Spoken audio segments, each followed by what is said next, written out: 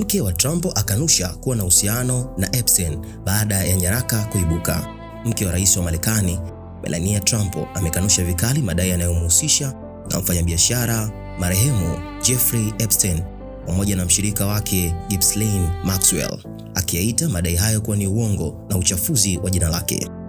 Kauli hiyo imekuja baada ya kuibuka na nyaraka zilizotolewa na US Department of Justice zikionyesha mawasiliano ya barua pepe ya mwaka 2002 kati ya mtu aliyejiita Melania na mtu anayedhaniwa kuwa ni Maxwell. Katika barua pepe hiyo, Melania anaonekana kumwandikia Maxwell kwa lugha ya kirafiki, akimpongeza kwa picha yake iliyochapishwa kwenye jarida na kumuita Epstein kwa kifupi kama JE. Pia anaeleza ya kukutana naye pindi atakaporejea New York. Hata hivyo, katika majibu ya mwaka 2003, anayetambulika kama G. Max alimjibu akisema ana ratiba yenye shughuli nyingi na huenda asipate muda wa kukutana.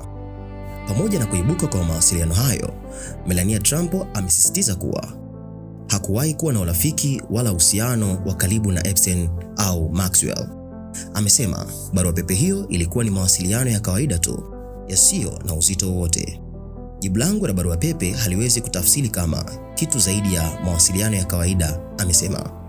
Aidha, Melania ameeleza kuwa hajawahi kusafiri kwa ndege binafsi ya Epstein wala kutembea kisiwa chake, huku akisisitiza kuwa hakuwahi kuwa na ufahamu wowote kuhusu vitendo vya unyanyasaji vilivyohusishwa naye. Picha moja zaidi inaonyesha Melania, mume wa Donald Trump, Epstein na Maxwell wakiwa pamoja katika hafla ya kijamii, imekuwa ikisambaa mitandaoni, jambo lililochochea mjadala zaidi.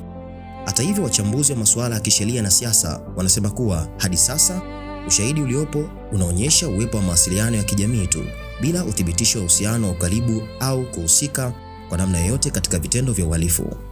Melania Trump pia ametoa wito kwa mamlaka kuendelea kuweka wazi ukweli wote kuhusu sakata la Epstein ili haki itendeke kwa waathirika wote.